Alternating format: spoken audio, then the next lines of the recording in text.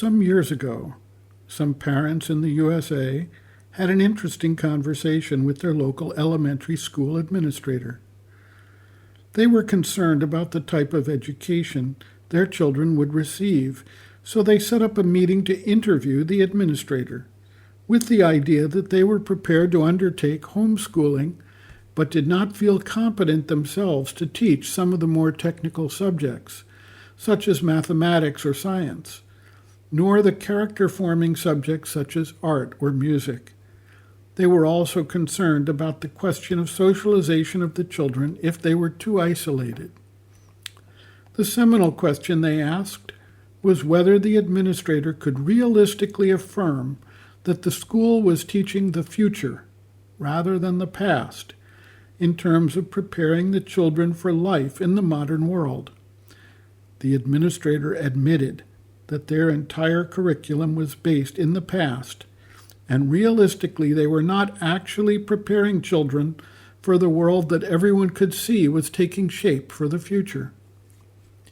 As a result of that conversation, the parents and the school developed a new model where the students would be homeschooled, but would be scheduled into specific classes that the school could provide without formal enrollment and without graduating from the school. The children received the benefit of both aspects, while the school had the opportunity to observe students who were clearly awake, motivated to learn, and forward-looking in the way they dealt with issues. Everyone felt that the program thus devised was a step forward.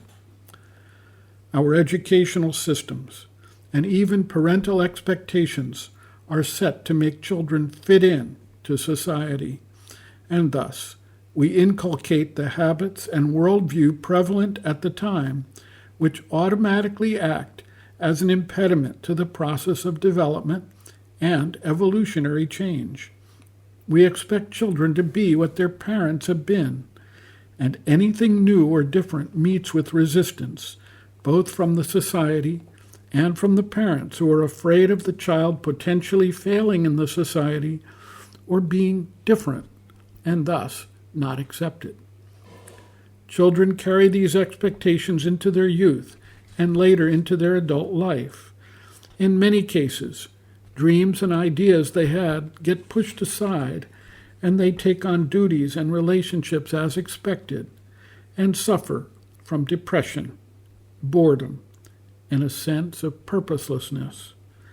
Instead of moving the entire society forward, we are fixated on maintaining the status quo, regardless of its limitations, drawbacks, and obvious failures. Today we see a new generation of children being born who clearly have a different vision and purpose, even at a very early age. One is reminded of Sri Aurobindo's vision in Savitri, A Legend and a Symbol. Quote, "I saw the omnipotent's flaming pioneers, over the heavenly verge which turns towards life, come crowding down the amber stairs of birth, forerunners of a divine multitude.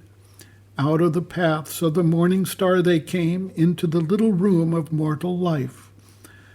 I saw them cross the twilight of an age, the sun-eyed children of a marvelous dawn, the great creators with wide brows of calm, the massive barrier breakers of the world, and wrestlers with destiny in her lists of will, the laborers in the quarries of the gods, the messengers of the incommunicable, the architects of immortality." And he goes on, "Their tread one day shall change the suffering earth and justify the light on nature's face." End quote. Savitri, A Legend and a Symbol, Book 3, Canto 4, pages 343 to 344. The mother writes, quote, "This is what it should be. Instead of making children ordinary with that dull, vulgar common sense which becomes an inveterate habit, and when something is going well, immediately brings up in the being the idea, oh, that won't last. When somebody is kind, the impression, oh, he will change. When one is capable of doing something, Oh, tomorrow I won't be able to do it so well. This is like an acid, a destructive acid in the being, which takes away hope, certitude, confidence in future possibilities. When a child is full of enthusiasm, never throw cold water on it. Never tell him, you know, life is not like that. You should always encourage him. Tell him, yes, at present things are not always like that. They seem ugly. But behind this, there is a beauty that is trying to realize itself. This is what you should love and draw towards you. This is what you should make the object of your dreams, of your ambitions. And if you do this when you are very small, you have much less difficulty than if later on you have to undo all the bad effects of a bad education, undo that kind of dull and vulgar common sense, which means that you expect nothing good from life, which makes it insipid, boring, and contradicts all the hopes, all the so-called illusions of beauty. On the contrary, you must tell a child, or yourself if you are no longer quite a baby, everything in me that seems unreal, impossible, illusory, that is what is true. That is what I must cultivate.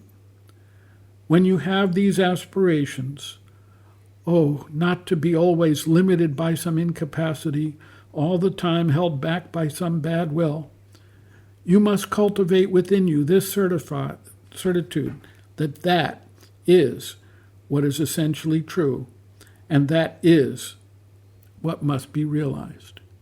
End quote. Reference, Sri Aurobindo and the Mother, Powers Within, Chapter 16, Body, pages 125 to 126.